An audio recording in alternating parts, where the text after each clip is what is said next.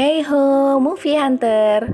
Bagaimana kabar kalian hari ini? Semoga sehat-sehat aja ya. Bertemu lagi dengan Mino dan selamat datang di segmen rekomendasi film. By the way, weekend ini kalian ada rencana kemana nih?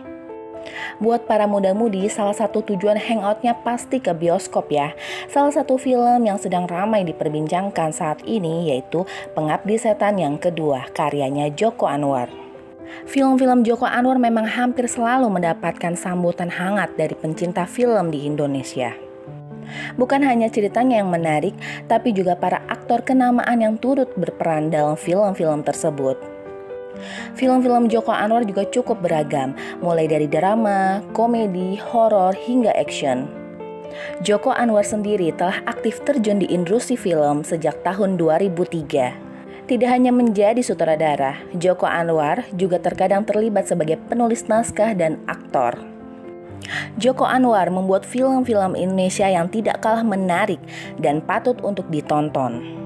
Bahkan, banyak filmnya yang tayang di luar negeri juga loh guys. Untuk menemani jam santai kalian, berikut rekomendasi film karya Joko Anwar yang wajib kalian tonton.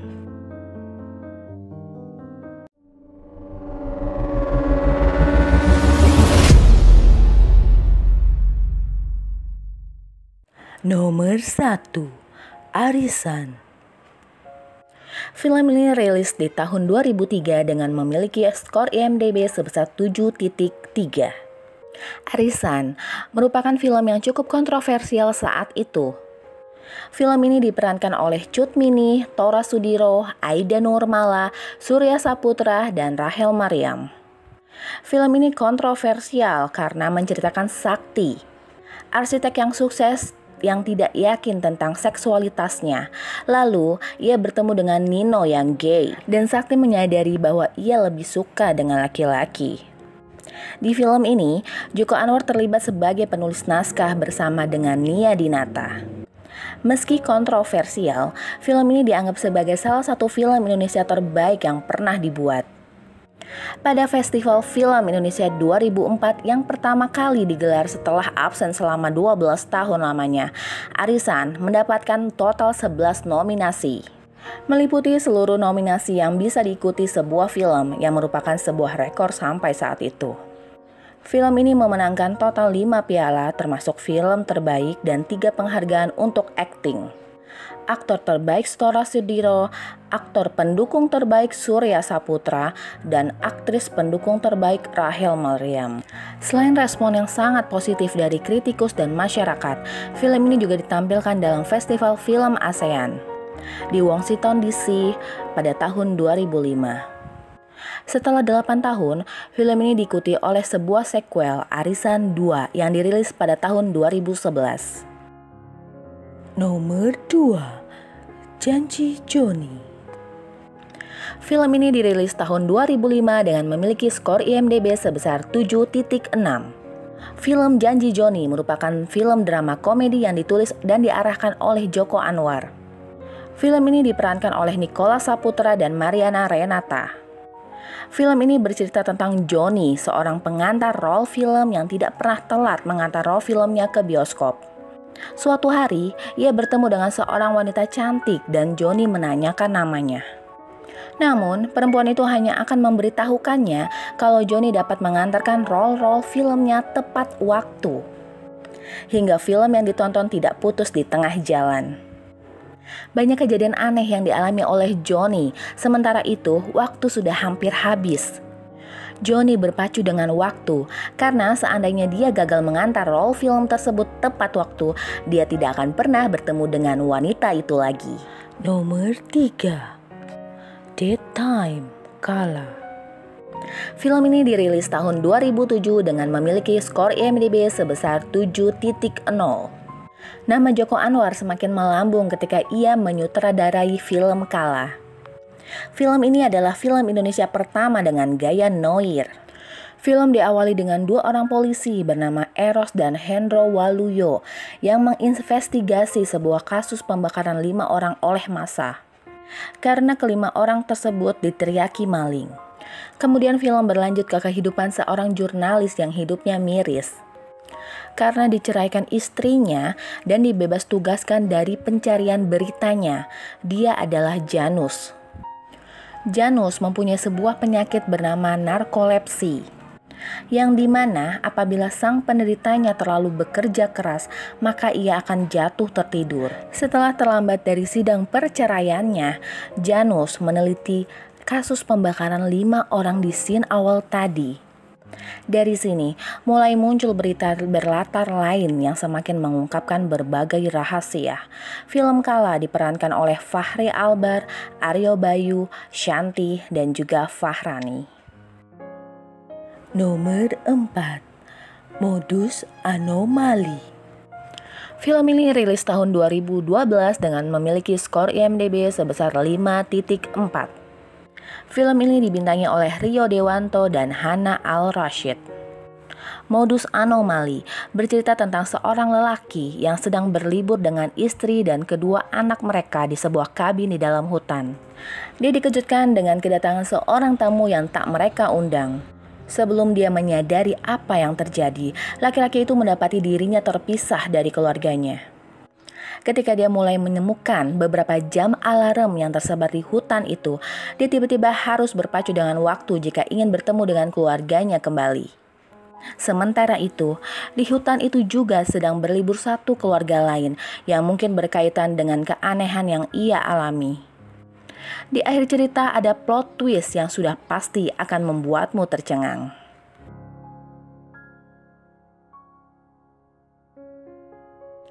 Nomor 5. Pintu Terlarang. Film ini rilis tahun 2009 dan memiliki skor IMDb sebesar 6.6.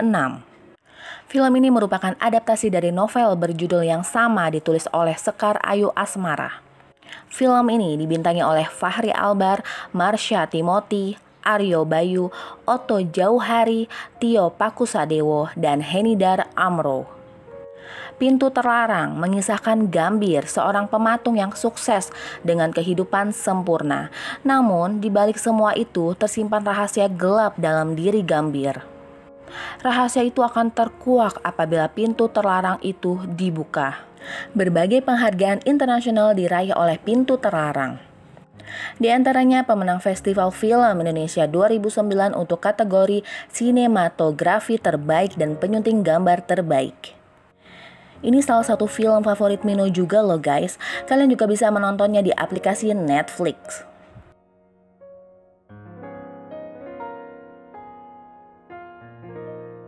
Nomor 6. Gundala. Film ini rilis tahun 2019 dengan skor IMDb sebesar 6.1. Film Gundala adalah film pahlawan super dengan gaya neo-noir. Film ini berdasarkan pada cerita karakter pahlawan super Indonesia di tahun 1969, Gundala, yang dibuat oleh Harya Suraminata. Karakter utamanya yaitu Gundala diperankan oleh aktor Abimana Arya Satya. Film ini akan menjadi awal dari jagat sinema Bumi Langit. Gundala menceritakan tentang kehidupan seseorang bernama Sancaka. Untuk bertahan hidup di tengah kehidupannya yang begitu berat pasca ditinggal oleh orang tuanya. Masalah demi masalah muncul saat kota di mana Sancaka tinggal semakin tidak kondusif, di mana saat itu ketidakadilan mulai merajalela. Sancaka yang berprofesi sebagai seorang penjaga keamanan itu mendapati sebuah situasi di mana Wulan yang sedang mendapatkan gangguan dari kelompok preman. Para preman yang tidak terima dengan perilaku Sancaka akhirnya memutuskan untuk membalas dendam perbuatan Sancaka sebelumnya. Mereka melempar tubuhnya dari puncak gedung. Saat tubuh Sancaka sudah terkapar di atas tanah, secara tiba-tiba muncul sebuah kilatan petir yang menyambar tubuhnya. Petir itu merubah kehidupan Sancaka selanjutnya, dan dia bertekad untuk menolong siapapun yang butuh bantuan. Nomor 7. Perempuan Tanah Jahanam. Film ini dirilis tahun 2019 dengan skor IMDb sebesar 6.6. PTJ menampilkan kengerian klinik tentang wanita yang diteror penduduk kampung halamannya. Mengisahkan tentang Maya dan Dini yang pergi ke desa terpencil untuk mengunjungi rumah peninggalan keluarganya Maya. Sesampainya di desa, Maya menyadari bahwa penduduk desa ini menyimpan misteri yang berbahaya untuknya. Film ini menampilkan kengerian klinik penduduk desa Indonesia. Beberapa adegan sadis turut mengisi plot dalam film ini, tetapi dengan porsi yang tidak berlebihan. Film dengan judul Inggris Impetigore ini sama suksesnya seperti Satan's Slave dan meraih banyak penghargaan serta nominasi. Film yang berhasil menembus 1,7 juta penonton ini juga menang dalam berbagai penghargaan dan berhasil tayang di berbagai negara, termasuk Eropa dan Amerika Serikat. Nomor 8, A Copy of My Mind. Film ini dirilis tahun 2015 dengan skor IMDb sebesar 7.2. A Copy of My Mind bercerita tentang kisah cinta yang jujur. Inilah romansa antara Sari yang diperankan oleh Tara Basro, yakni pekerja salon kecantikan, dan Alex yang diperankan oleh Chico Jericho sebagai penerjemah DVD bajakan. Kehidupan mereka yang biasa saja kemudian terancam karena menonton sebuah rekaman terlarang. Joko Anwar yang juga merangkap sebagai produser kali ini menunjukkan betapa kerasnya kehidupan di ibu kota. Film tersebut juga bagian awal dari trilogi. Dua bagian lainnya adalah Jakarta A Copy of My Heart dan A Copy of My Soul. Joko Anwar memberi nafas yang sama sekali baru pada film ini. Tidak ada plot twist, alurnya mengalir dengan manis, sekaligus pahit karena sangat realistis. Karena menyuguhkan film dengan jalan cerita yang begitu apik, film ini masuk nominasi dalam kategori Horizon Best Film di Venice International Film Festival. Selain itu, film ini juga banyak memenangkan penghargaan di Indonesia.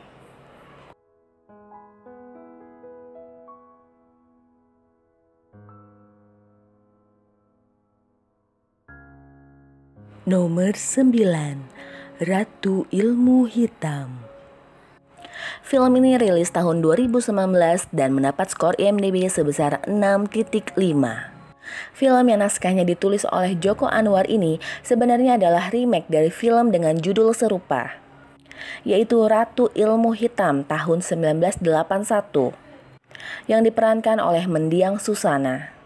Pada masa itu, Ratu Ilmu Hitam menjadi salah satu film horor terbaik dan film legendaris Indonesia.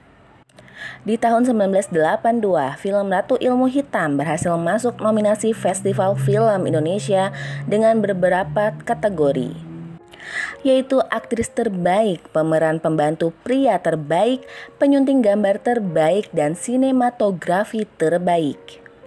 Film Joko Anwar yang satu ini bercerita tentang seorang pria bernama Hanif yang mengajak seluruh keluarganya untuk berkunjung ke panti asuhan tempatnya tinggal dulu. Tujuan mereka datang ke sana adalah menjenguk pengasuh panti yang sudah sangat tua dan sakit keras.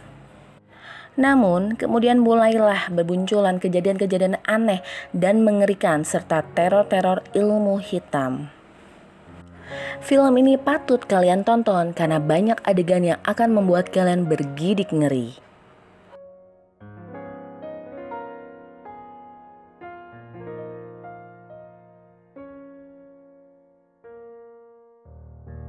Nomor 10, Orang Kaya Baru.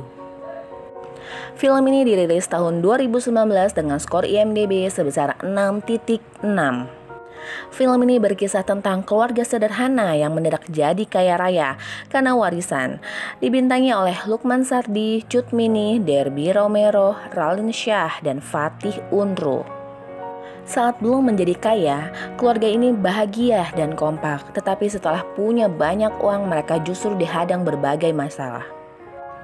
Ada satu fakta menarik tentang film ini. Joko Anwar bukanlah sutradara, melainkan penulis skenarionya. Dia mengungkapkan Orang Kaya Baru menggambarkan kehidupan masa lalunya lewat karakter Dodi yang diperankan oleh aktor cilik Fatih Unru. Dikisahkan ayah Dodi selama ini berpura-pura miskin. Joko Anwar mengungkapkan dulu kerap berhayal sang ayah berpura-pura miskin, tetapi sebenarnya memang begitu keadaannya. Hayo ngaku, siapa nih yang dulu pernah berhayal juga kayak gini? Komen di bawah ya. Film ini tidak hanya soal komedinya, tetapi juga memberikan pemahaman bahwa uang yang banyak seharusnya tidak mengubah arti keluarga yang sesungguhnya. Bagi Joko Anwar, menulis pengalaman pribadi merupakan sebuah proses yang menyenangkan. Hebatnya lagi, Joko Anwar menerima nominasi skenario asli terbaik dalam Festival Film Indonesia 2019 berkat film ini. Nomor 11, Pengabdi Setan. Nah, ini dia film yang lagi banyak dibicarakan oleh masyarakat Indonesia. Film pertamanya rilis tahun 2017 dengan skor IMDb sebesar 6.5. Bercerita tentang Mawarni yang sakit selama 3 tahun tanpa alasan yang jelas. Ibu dengan 4 anak itu lalu meninggal secara misterius. Teror kemudian menghantui keluarga Rini dan ketiga adik laki-lakinya setelah ibu mereka meninggal. Pengabdi Setan membawa hawa segar bagi horor Indonesia yang dulunya stagnan.